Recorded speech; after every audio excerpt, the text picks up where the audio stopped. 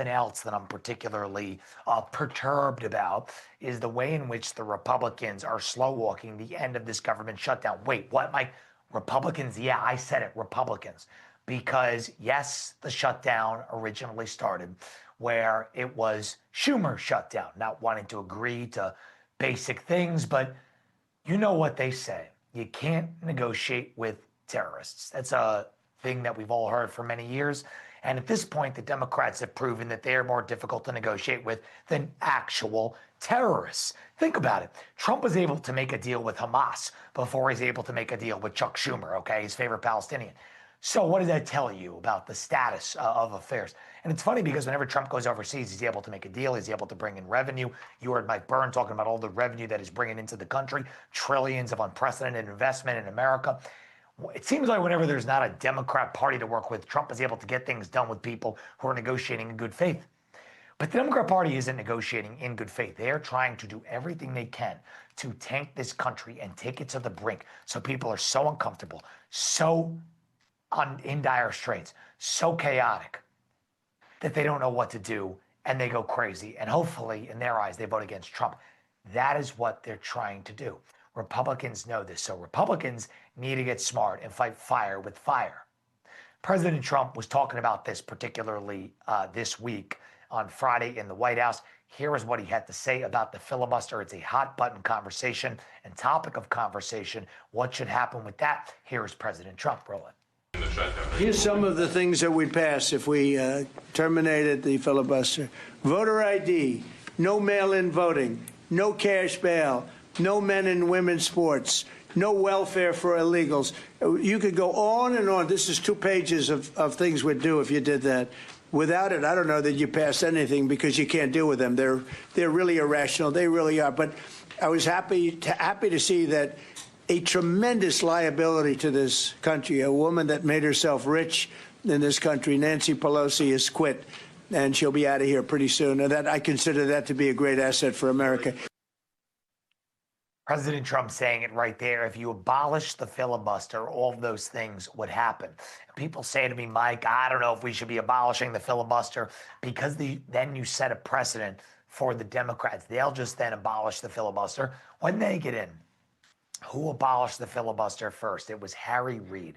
Harry Reid abolished the filibuster. He was then the Democrat leader, and he abolished the filibuster because he wanted to get judges through. You guys remember that? He abolished the filibuster to get judges through, and then Mitch McConnell abolished the filibuster to get the Supreme Court judges through.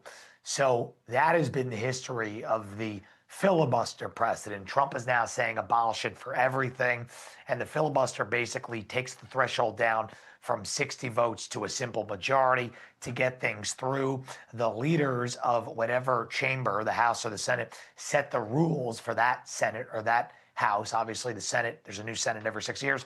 There's a new House every 2 years. So the leader of that session, they call it, is able to set rules. And you can then, if you're setting the rules, abolish the filibuster.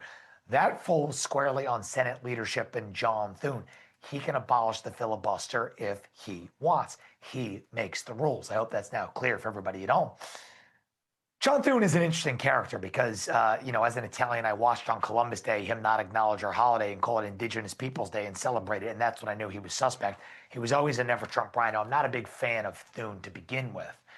So Thune, right now, is at his crossroads.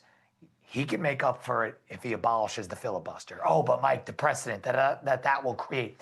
Who cares? You're not going to have a country if you don't abolish the filibuster. Now, there won't be a future filibuster fight to fight over if you let the Democrats continue to win for the 4 years in which we're supposed to have total and complete domination. Does that make sense?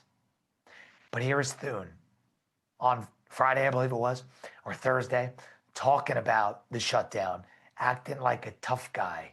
Here it is. Roll it. When he's saying right here, we will pay them not only for today, but for tomorrow and for the entire year, and we won't allow them to be held hostage and be pawns in a political game in the future. And my understanding is the senator from Michigan, on behalf, I suppose, of other Democrats, is objecting to that. Please, please help me understand. This is a straightforward proposal which addresses the concern that millions of Americans have who are headed to food banks and can't pay their rent. And you're coming down here and saying you're going to object because you just want to pay them for yesterday, not for tomorrow or the next day after that. It's about leverage, isn't it? Isn't that what y'all been saying? It's about leverage? This isn't leverage. This is the lives of the American people.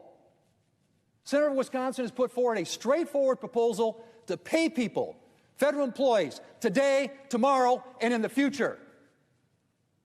And what you're essentially saying is, well, I'm fine with paying them for yesterday, but we're not going to pay them for tomorrow or for the day after that, for the future. Oh, what do they call that? The crocodile tears. This is theater, guys. This is theater. Listen, are the words he's speaking correct? Yeah, they're correct words. But do something about it, buddy. You are as smart as me.